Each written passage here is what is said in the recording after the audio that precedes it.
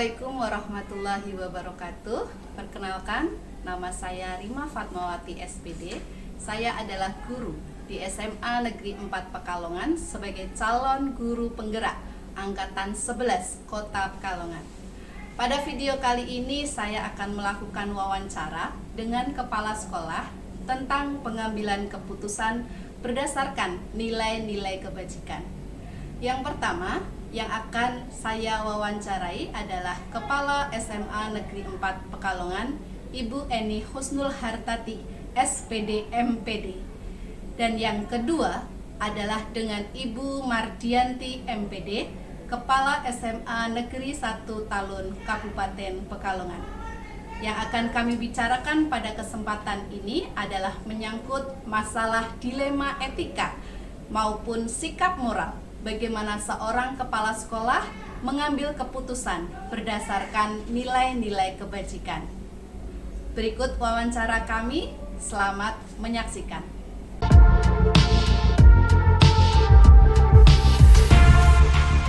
Selamat pagi Bu Eni. Selamat pagi. Apa kabarnya Ibu? Alhamdulillah baik dan sehat. Bagaimana panjenengan sendiri? Luar biasa, alhamdulillah kabar baik Oke. juga Ibu.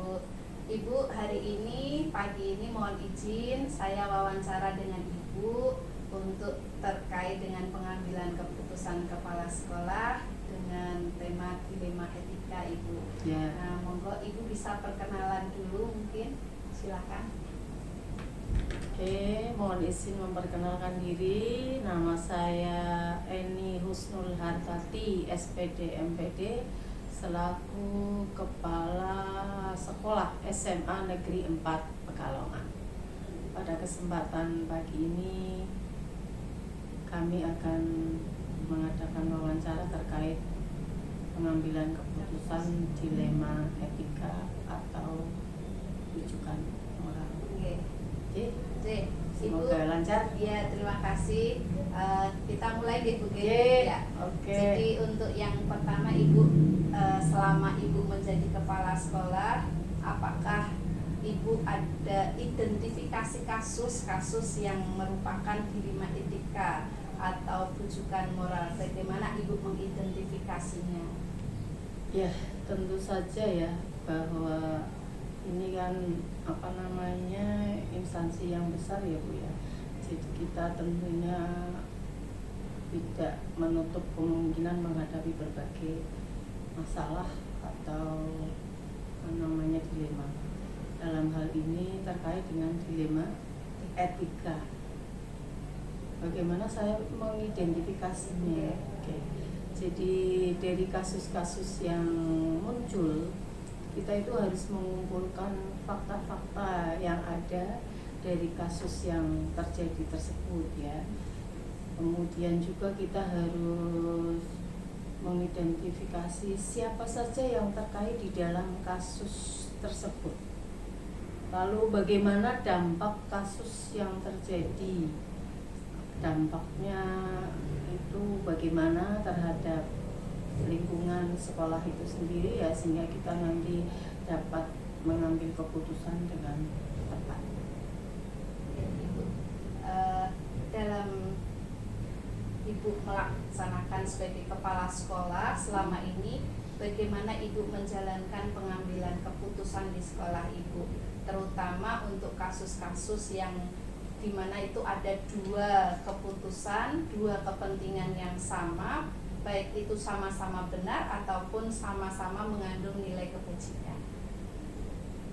Pada prinsipnya di dalam kita mengambil keputusan ya, atau di dalam menghadapi kasus dilema etika, kita itu tidak hanya memilih alternatif dan merespon masalah yang muncul ya, tetapi juga harus menyertakan analisis etika dalam proses pengambilan keputusan, yaitu dengan mempertimbangkan aspek nilai-nilai ya, pilihan, dilema, karakter, dan wilayah abu-abu. Nah, ini tuh termasuk pendapat dari Dukman 2006 ya. Nah, di sini kita memang harus mengambil keputusan etika yang tepat ya. Di antaranya kita juga harus berpedoman pada dasar-dasar pengambilan keputusan, kemudian juga bagaimana prinsip-prinsip di dalam pengambilan keputusan ya.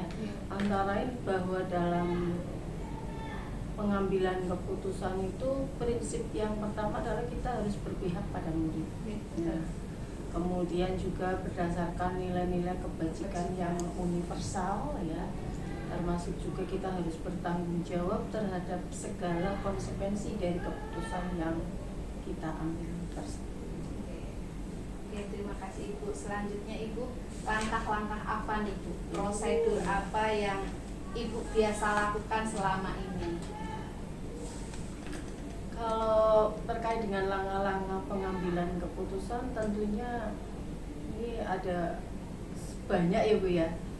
Oke, jadi ada 9 langkah yang menjadi pedoman di dalam kita mengambil satu keputusan. Yang pertama adalah mengenali nilai-nilai yang saling bertentangan. Kemudian dua, menentukan siapa yang terlibat di dalam situasi tersebut. Yang selanjutnya adalah nomor 3, mengumpulkan fakta-fakta yang relevan dengan situasi atau kasus yang ada itu ya. Kemudian kita juga harus melakukan pengujian benar atau salah ya, antara lain dengan uji legal, uji regulasi ya, lalu uji intuisi, Perasaan ya Bu? ya, uji publikasi, bagaimana nanti media sosial memahaminya atau membaca. Kemudian juga kita harus ada uji panutan atau hitungan. Selanjutnya adalah ada pengujian paradigma benar lawan benar. Nah, dalam hal ini kita juga harus memperhatikan antara individu lawan kelompok bagaimana ya. Jadi kasusnya individu dengan kelompok. Selanjutnya yang berkaitan dengan rasa keadilan dengan rasa kasihan. Kemudian kebenaran melawan kesetiaan dan jangka pendek melawan jangka panjang. Jadi kita harus bisa mengambil cara yang tepat. Kemudian langkah berikutnya adalah melakukan prinsip resolusi atau bagaimana prinsip di dalam mengambil penyelesaian kasus, kan bagaimana menyelesaikan kasus itu ya. Tentunya dalam hal ini kita harus melibatkan tim kerja juga yang terkait. Kemudian tadi ada siapa saja yang terkait di dalam kasus tersebut, bukti-bukti atau fakta-fakta yang ada dianalisis semua. Kemudian kita akan mengambil satu keputusan. Tentunya keputusan itu harus tadi mempertimbangkan dasar-dasar dan prinsip-prinsip tadi ya.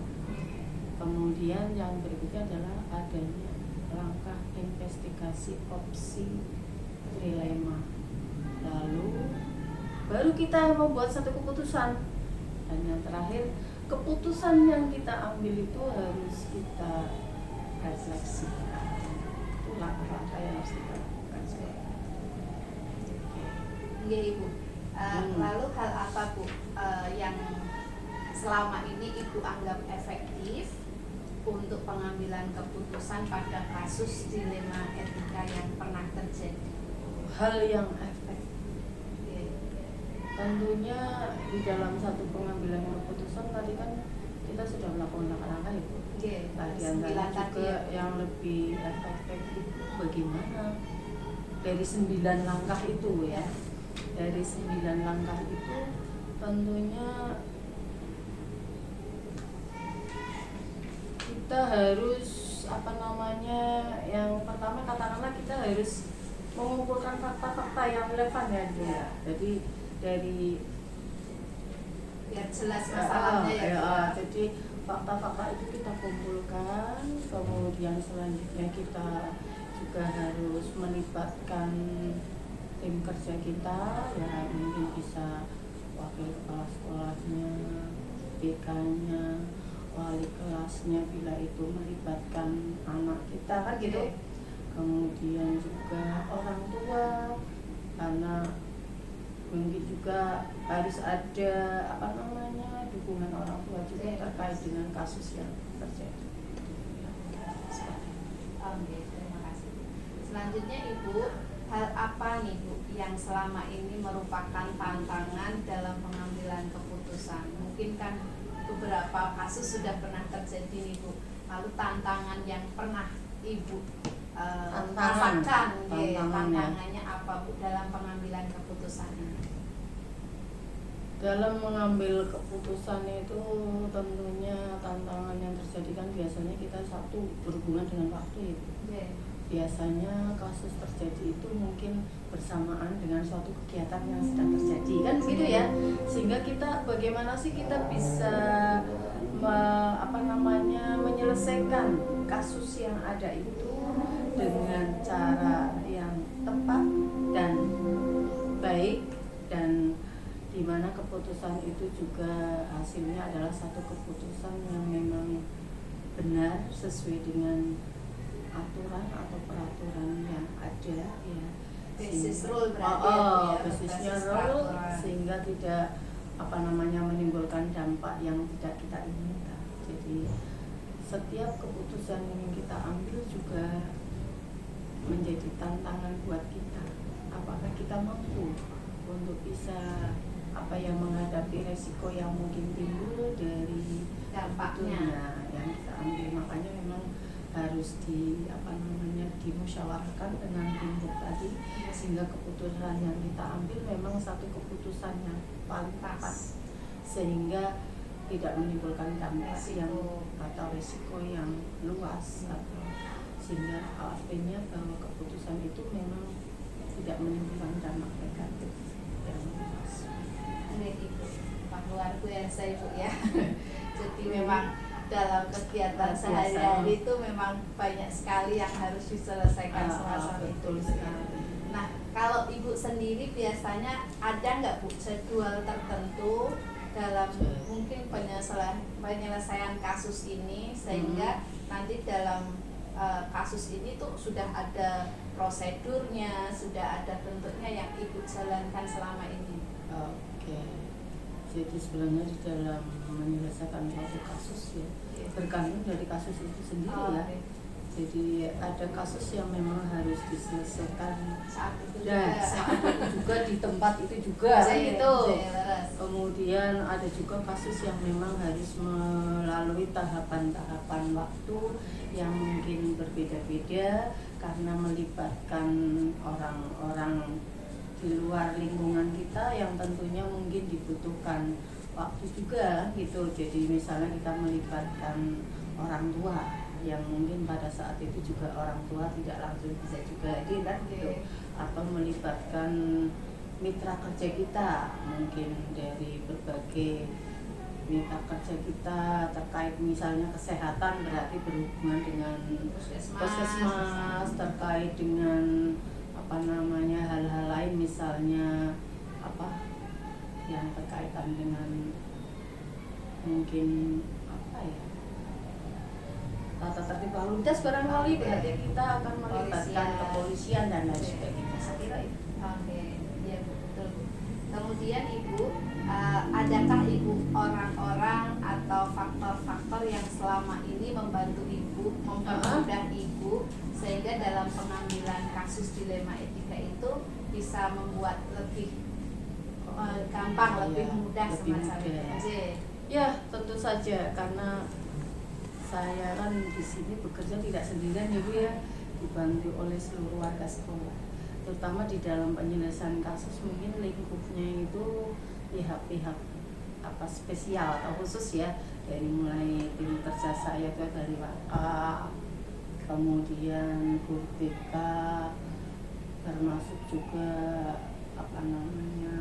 Bapak Ibu guru terkait, wali kelas terkait, dan termasuk orang tua, mungkin juga dengan komite sekolah, termasuk juga tadi pihak-pihak kemitraan kita yang semuanya kan kita libatkan untuk menyelesaikan masalah yang sesuai juga pada saat itu. Saling mendukung. Iya, saling mendukung.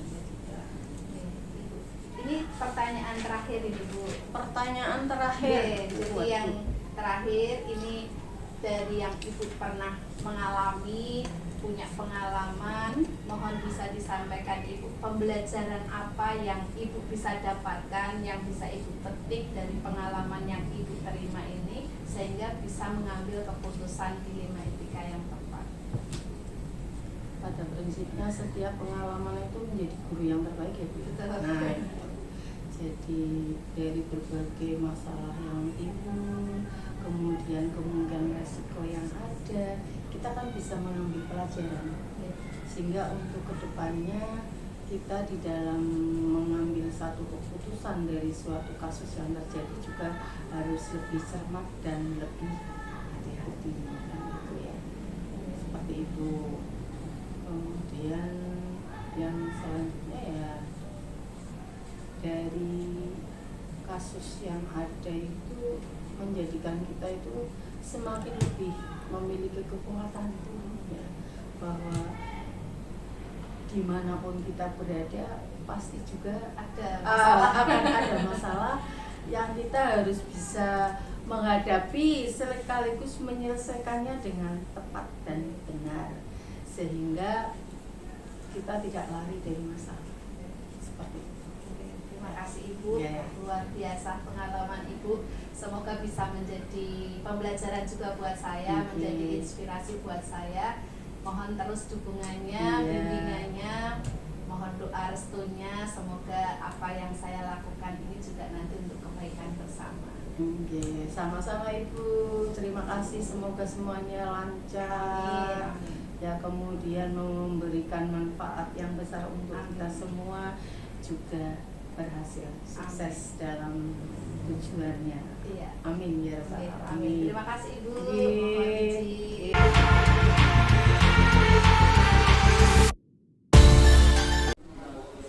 Assalamualaikum Bunda.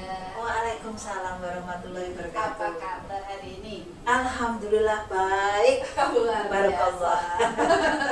Sehat ya Bunda? Alhamdulillah sehat selalu. Alhamdulillah. Oke, mohon izin Ibu, hari ini saya ingin mewawancarai Ibu Mardianti selaku Kepala SMA Negeri 1 Talun Kabupaten Pekalongan. Bersedia nggak Ibu? Siap, insya Allah siap, bersedia, sangat Iya. bersedia. Mungkin kesempatan pertama, monggo dipersilakan Ibu memperkenalkan diri. Siap, nggih. Oke. Cik, mohon izin ya, Bu Silakan, Rima Ibu. nggih, nggih. Assalamualaikum warahmatullahi wabarakatuh. Saya Mardianti, Kepala Sekolah di SMA Negeri 1 Talun, Kabupaten Pekalongan. Dan saya menjadi kepala sekolah di tahun 2022 sampai di tahun 2024, jadi jalan kita dulu. Baik Ibu, terima kasih. Nanti kita wawancaranya Siap. mengalir saja. Oh, siap, nggih. Sedikit mengganggu mungkin kegiatan Ibu pada hari ini. Siap, insya Allah. Nggih, siap berbagi. Oke, siap Bu. Matur nuwun. Ibu, pertanyaan kami yang pertama adalah bagaimana Ibu dapat mengidentifikasi kasus-kasus yang merupakan dilema etika atau bujukan moral Ibu. Ya, baik, terkait dengan dilema atau dilema etika atau dilema moral ya, Oke. itu banyak hal yang kami lakukan. Di antaranya adalah biasanya kalau kami itu adalah triangulasi data. Jadi kita atau saya pribadi tidak menerima data dari satu pihak. Jadi ada beberapa, misalnya satu kasus kami menerima informasi dalam salah satu bapak guru. Kemudian yang kedua kami cross check kepada salah satu rekan mungkin di staf kepegawaian.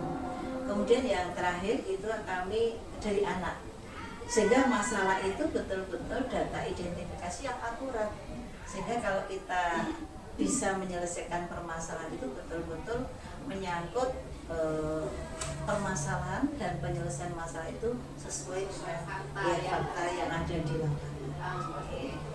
Terima kasih Bu. Kemudian pertanyaan kedua, bagaimana Ibu menjalankan pengambilan keputusan di sekolah Ibu, terutama apabila ada kasus-kasus yang dimana ada dua kepentingan yang sama-sama benar atau sama-sama mengandung nilai kebajikan. Ya, baik, baik Ibu, terima kasih. Ini pertanyaan yang luar biasa. bagus sekali. Jadi kalau sama-sama punya kepentingan, jadi ada kepentingan kebaikan juga kepentingan terhadap nilai moral, maka akan kami padukan itu. Jadi tidak semata-mata bahwa itu sebuah kebenaran, tapi juga etika moral harus kita kedepankan. Karena apa? Dalam pengambilan keputusan kebijakan itu tidak murni hanya sebagai aturan, tapi untuk dilema etika, bujukan moral itu juga harus kita upayakan agar dalam pengambilan keputusan itu benar-benar tergali penyelesaian yang baik. Jadi tidak merugikan sepihak, sehingga sama-sama penyelesaian masalah terakomodasi semua. Nyaman semua. Iya, nyaman semuanya. Tidak menimbulkan Itu yang beratnya di masalah situ. juga ya. Nah itu yang terberatnya di situ ya. Dan alhamdulillah sampai di hari ini kami dalam pengambilan keputusan itu banyak diterima di semua pihak, baik yang berkonflik maupun yang mereka terkena dampak konflik itu, mereka sama-sama memahami karena tadi pendekatan kami adalah pendekatan yang berbau juga hubungan harmoni personality yang baik seperti itu. Sekali itu luar biasa. Nah, langkah-langkahnya, prosedurnya apa Bu agar Ibu bisa melakukan keputusan semacam itu yang biasa Ibu lakukan? Lebih baik. Yang pertama, kami biasanya tadi triangulasi data. Jadi tidak sepihak, kami tetap menggali informasi itu dari berbagai sumber. Kemudian dari hasil masukan itu kami analisis seberapa jauh dampaknya nanti terhadap sebuah kepentingan. Maka itu akan kami sampaikan kepada dua pihak yang bermasalah. Kami sampaikan, kami berikan argumen-argumen jika kalau nanti keputusan seperti ini berarti dampaknya seperti ini. Kalau pengambilan keputusan itu nanti berdasarkan pada pihak yang terkena masalah maka seperti ini. Maka kami mohon untuk semua pihak untuk berani menerima sebuah risiko, solusi yang terbaik untuk membangun komitmen sekolah ini. Jadi jangan sampai yang menjadi korban itu nanti juga terintimidasi, yang menjadi aparatnya orang yang bermasalah nanti menjadi arogan. Maka kita sampaikan itu di atas kepentingan ini loh, keputusan yang kita ambil berdasarkan kebutuhan dan penyelesaian yang terbaik untuk sebuah kepentingan semua. Tentunya ada refleksi dan Iya, evaluasi iya juga betul, ya. iya. Dan itu berbagai tahap, tidak satu kali dua kali, Iya. jadi berbagai terobosan pendekatan. Intinya dalam menyelesaikan masalah itu sebenarnya adalah kata kunci pendekatannya komunikasi yang baik, sehingga kedua belah pihak yang punya masalah itu sama-sama memahami kondisi seperti itu. Baik Bunda, berikutnya hal-hal apa nih yang Ibu anggap efektif dalam pengambilan keputusan melalui mungkin kasus-kasus yang sudah pernah Ibu alami di dilema etika ini? Baik, kalau yang efektif dalam pengambilan keputusan ini dalam pendekatan personality, itu yang membuat saya luar biasa. Kalau saya mengambil keputusan tidak berdasarkan personality humanis ya, pendekatan basisnya peduli, wah rusak. Karena apa? Mereka juga punya ego, mereka juga sama-sama punya kepentingan. Yang merasa dirugikan juga tidak terima, yang merasa punya ibaratnya menekan, itu juga caranya untuk menekan si pihak yang merasa dirugikan. Lah itu, maka pendekatan yang efektif tadi bagi kami, saya pribadi dalam melaksanakan tugas, itu pendekatan personality yang berbasis humanis. Jadi hubungan kekeluargaan seperti itu. Dan alhamdulillah dampaknya sampai hari ini tidak ada masalah yang mencuat, tapi juga tidak menimbulkan masalah baru. Tidak menimbulkan masalah baru, justru mereka sama-sama memahami, oh ini toh ternyata. Baik Bunda, lalu hal-hal apa saja yang menjadi tantangan dalam pengambilan keputusan pada kasus-kasus yang pernah Bunda alami? Kalau kasus-kasus yang saya alami secara garis besar itu adalah justru pihak ketiga.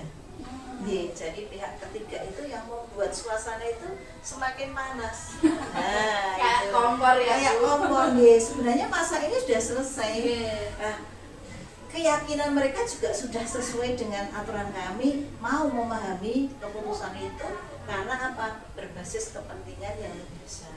Tapi pihak ketiga ini biasanya terkompori nyulut supaya masa ini berkembang. Nah, akhirnya kami mengambil langkah-langkah ya pendekatan lagi bahwa permasalahan itu sudah selesai dan kami jabarkan permasalahan yang ada dan alhamdulillah sampai di hari ini pihak-pihak yang ikut berupaya untuk mencari terobosan agar masa ini berkembang, mereka akhirnya sedikit-sedikit juga mulai bisa mengikuti regulasi hasil keputusan yang kami ambil seperti Berarti itu. tantangannya banyak dari luar itu ya. Banyak dari luar ya, justru banyak dari luar.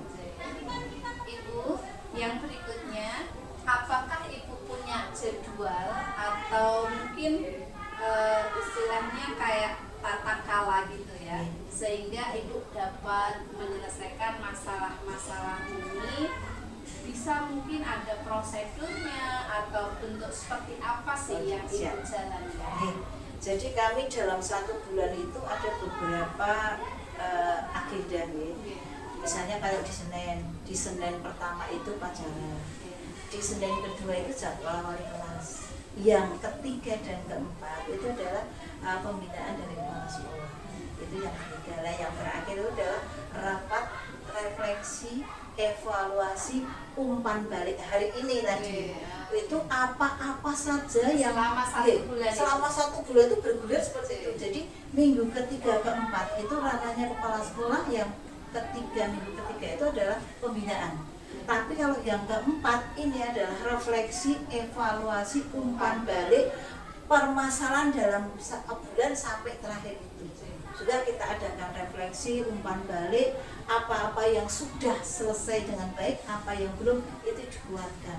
Nah, sehingga kalau terjadi permasalahan dalam 1 bulan itu cepat tertangani, cepat teratasi, tidak berdampak luas, sehingga alhamdulillah semua permasalahan yang kami hadapi itu bisa efektif seperti itu. Jadi ada jadwal rutinitas dalam 1 bulan itu. Luar biasa, Juga ada kondisi darurat. Tadi jadi kayak jika ada masalah ada darurat, langsung jadi kita tidak usah mengambil di hari minggu ketiga keempat. Jadi hari itu juga ada masalah, ya sudah hari itu juga kami kumpulkan, kami sampaikan. Kami tidak fokus pada masalah, tapi fokus pada solusi. Ya, solusi yang harus kita selesaikan menghadapi permasalahan pada hari ini. Kembalinya untuk murid juga. Betul, ya. untuk pelayanan anak-anak kita yang luar biasa membutuhkan pendampingan. Terima kasih Ibu. Lalu apakah Ibu ada orang-orang atau faktor-faktor yang selama ini mempermudah Ibu dalam membantu mengambil keputusan yang ada kasus-kasus di Medik? Betul. Saya punya tim. Jadi tim itu tidak hanya tim yang ada di Bapak Ibu. Saya punya siswa. Jadi siswa itu saya punya grup tersendiri, anak-anak dari masing-masing kelas. Kemudian itu pun juga saya sinyalir lagi ada koordinatornya. Kemudian Bapak Ibu guru pun juga saya ambil, tidak hanya di pengembang sekolah saja terdiri dari 4 waka dan penanggung jawab kepala tata usaha, tapi juga ada tim senioritas yang dimana beliau itu benar-benar orang yang sudah netral terhadap kepentingan dalam kaitannya dengan kepentingan sesuatu ya, itu pribadi dan sebagainya. Sehingga saya dari situ, ada tim yang benar-benar solid. Nah, di samping anak itu ada OSIS tapi saya punya tim khusus yang saya kondisikan agar bisa membantu sekolah ini jika terjadi sesuatu yang terkait dengan ketidaknyamanan. Contohnya saat ini kan kita itu dihadapkan bagaimana memberikan pelayanan yang baik, memberikan edukasi yang baik. Ada kasus bullying, ada ini, sehingga tidak langsung mencuat, tapi saya sudah langsung dapat info itu yang akurat berdasarkan ini cepat sekali. Tidak hanya di siswa di OSIS, tapi organisasi tertentu yang saya pasang GPS saya untuk memantau. Dan di ranah Bapak Ibu senior, saya juga punya GPS yang nanti sebelum itu tuh sudah ini seperti ini, sehingga langkah itu cepat, hari itu cepat terselesaikan dan tidak berdampak, tapi segera terselesaikan. Luar biasa, Masya Allah. Nah, pertanyaan terakhir nih Ibu. Ya, siap. Untuk wawancara hari ini, dari semua hal yang sudah Ibu sampaikan, apresiasi sekali Ibu, Masya Allah luar biasa nggih. Pembelajaran apa yang dapat Ibu petik dari pengalaman Ibu dalam mengambil keputusan dilema etika?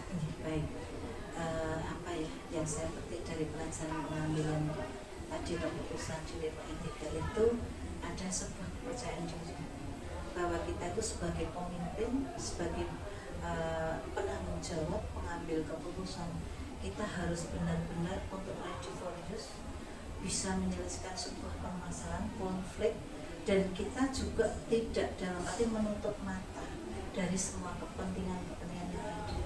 Maka tadi ada upaya-upaya tadi, saya sudah punya pengembang sekolah itu sudah punya 5, kemudian juga sudah ada anak-anak yang hebat, tapi saya ingin benar-benar bahwa saya dalam pengambilan keputusan dalam sebuah penyelesaian sebuah masalah itu benar-benar triangulasi data itu jalan gitu loh, sehingga keputusan itu betul-betul berdampak nyata kepada kepentingan anak, bahwa kita dalam pengambilan keputusan, dalam memberikan pelayanan pada anak-anak itu sumbernya satu, berikan pelayanan yang berpihak pada siswa, sekalipun tantangannya adalah tadi saya sampaikan banyak pihak-pihak ketiga yang berubah untuk menyulut permasalahan.